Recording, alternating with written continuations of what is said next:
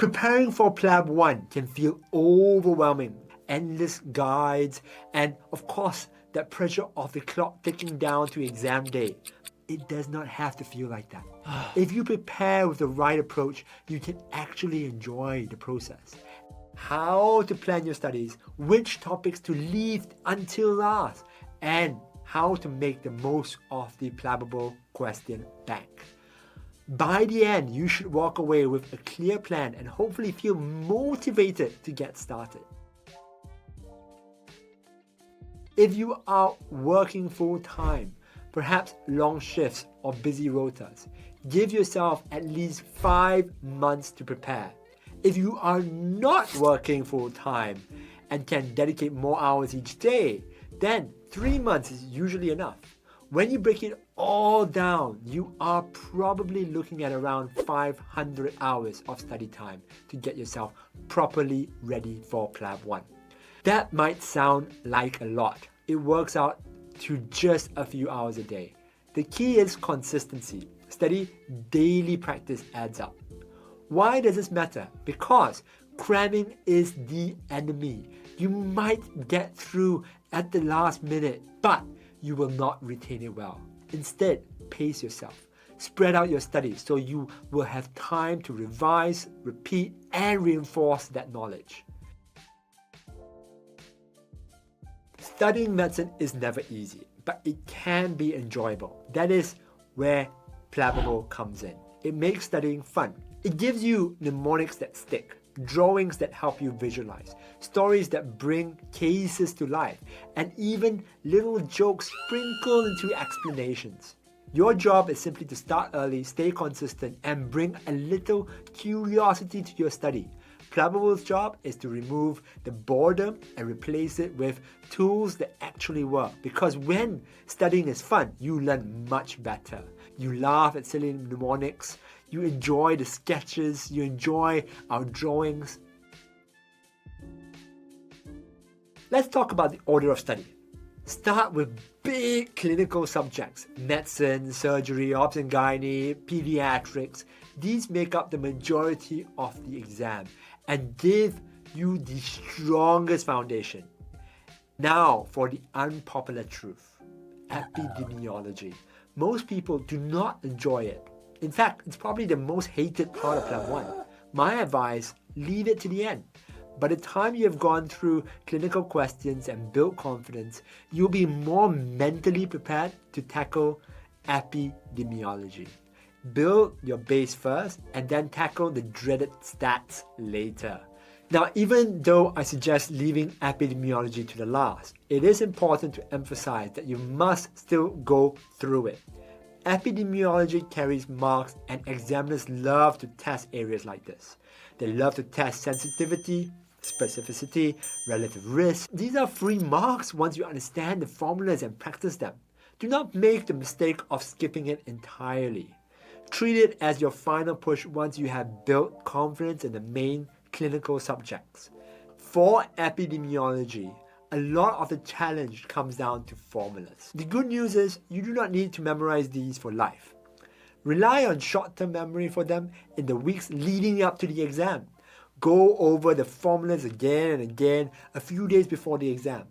Write them out, practice applying them to questions, and they will stick well to get you through PLAB 1. Here is what I suggest.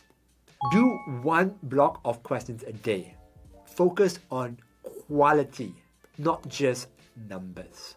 At the moment, Plabable has around 5,180 questions in the bank. If you are preparing over 3 months, that works out to roughly 60 questions a day.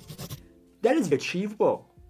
If you break it down to smaller sessions, perhaps 20 in the morning, 20 in the afternoon, 20 in the evening, you got it. That's 60 questions a day. By sticking to this rhythm, you will cover the whole question bank in good time. But remember, it's not just all about raw numbers. You need to leave time for timed mocks, which you can find on the website, and big mocks as well, which I will talk to you in a little while. Review your mistakes. At the beginning, you will probably make a lot of mistakes, and that is completely fine. Mistakes are one of the best learning tools. Every wrong answer shows you exactly where the gap is, and the explanations will help fill those gaps. Now, flag your weak areas and revisit those topics.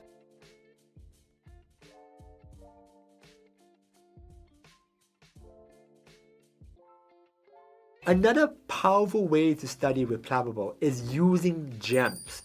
Gems are like mini flashcards, short bite-sized nuggets of knowledge designed to stick in your memory. They cover the most high-yield facts of PLAB 1. Think of them as the essentials that you can quickly revise even if you have a few minutes free. If you find yourself struggling with a particular topic, the best approach is to do those questions together. For example, if positive predictive value keeps catching you out, go into the search function and complete every question on positive predictive value. Do it all in one go. That repetition is powerful. It allows you to see the same concept tested slightly differently in every question, which helps you finally understand. It finally clicks and sticks in your brain. Preparing for PLAB 1 can sometimes feel isolating, especially if you are studying on your own. Joining a WhatsApp study group can make a huge difference. You can ask questions, clarify doubts, ask your fellow candidates. It is a great way to keep motivated. However, it is equally important to be selective about which groups you join. I'd avoid Facebook groups like the plague. They are often full of fake users promoting so-called PLAB 1 material, much of which is unreliable, out of date, or even plagiarized. Not only can this be a waste of your time, it can also damage your preparation because you're relying on outdated resources and you don't know what's outdated or not. One of the reasons Facebook groups are riskier is that it is much easier to create fake accounts on Facebook. On WhatsApp, users need a real phone number, which makes it far harder for them to fake an account. The extra layer of accountability means WhatsApp groups are generally more genuine and far more useful for real study. This is another option to supercharge your preparation. The Plabable 4-day revision course. This course is designed to bring everything you have studied and focus on the highest yield of material that is out there. It is not about teaching you every single detail. It is about sharpening your recall on the topics that really matter for the exam. It is done all online, on Zoom. The course is only run once before every exam sitting, which makes it a special opportunity. It acts like a final structured push to pass the exam. If you are thinking about the 4-day revision course, it is a good idea to keep those dates free. Try not to plan any trips, shifts, or big commitments during that time.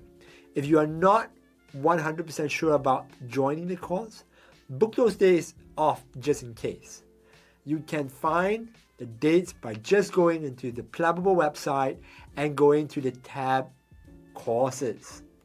It is always better to have the days saved than regret not being able to take part.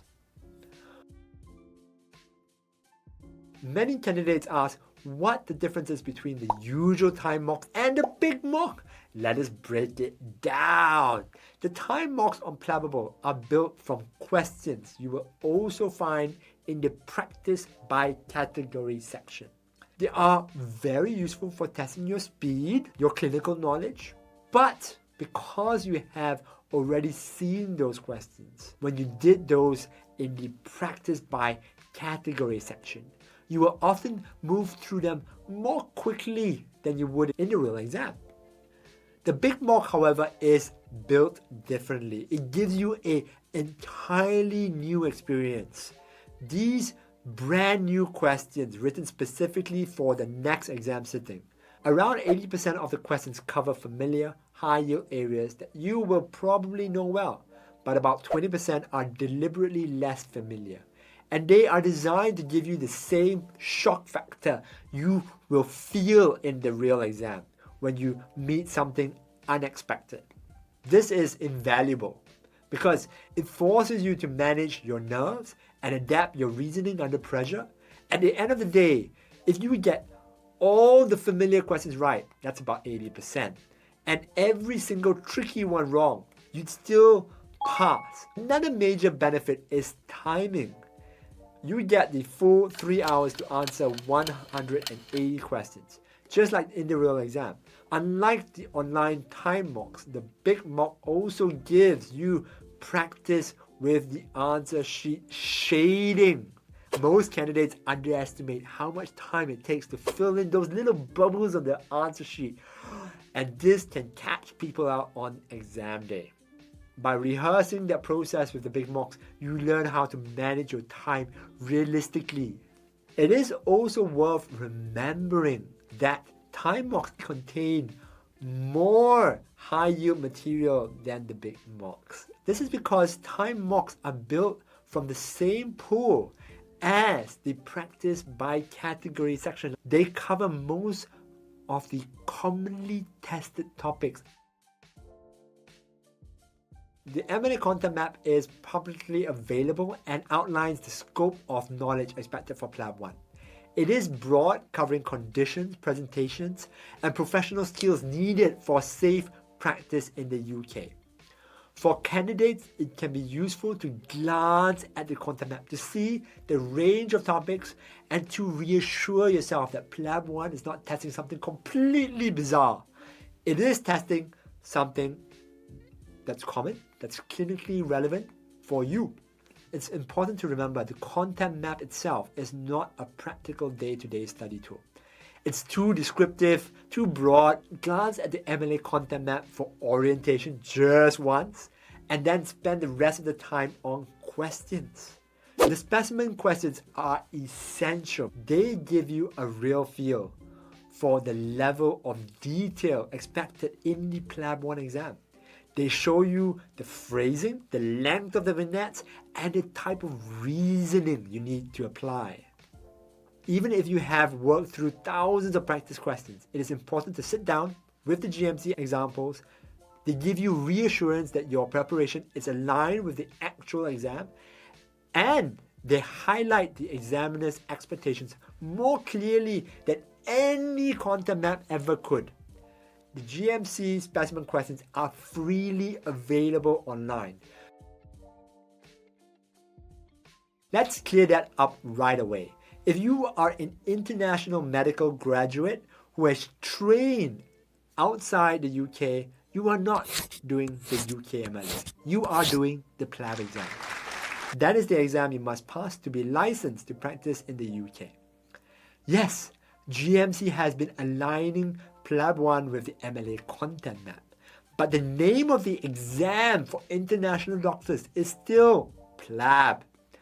Although PLAB 1 is based on the UK MLA Content Map, it is actually a very different exam to the UK MLA itself. The style of questioning, the level of application, and even the exam experience are tailored to international graduates sitting PLAB, not to UK medical students doing the MLA. While there is an overlap in the knowledge base, do not confuse the two as being the same exam. The safest and smartest approach is to prepare for PLAB 1 using trusted resources. Avoid material that says PLAB and UK MLA. Just focus on material that says PLAB. Another thing to keep in mind if you're using Plabable, and this catches some people out, is that there are two separate sites and two separate apps. One is for the PLAB exam and the other is for the UK MLA. They are designed for two different groups of people sitting for two different types of exams. The Plabable mobile app is a game changer. It allows you to take your revision with you wherever you go. The app makes it easy to keep up with your daily practice. One of the best features is that the app can be used offline to do your questions. You can download gems in advance, so even if you are on the train, on a flight, in an area with no internet connection, you can still keep studying. Remember, practicing every day is crucial for PLAB 1 success. Consistency matters. Let's wrap this up. Preparing for PLAB 1 does not have to be overwhelming.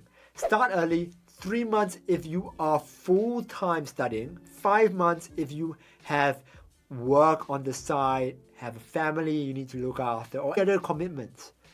Do not cram. Enjoy the journey. Leave epidemiology to the very end. Do the bulk of your clinical subjects first. Use the question bank effectively by flagging questions and revisiting them daily. Attend the revision course if you need to.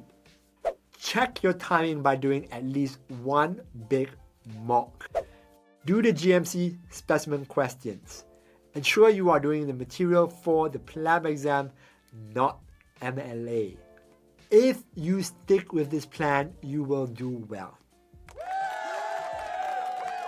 Thank you everyone for watching and good luck with your preparation. If you'd like more videos like this to help you with your PLAB 1 journey, make sure to subscribe here. You've got this.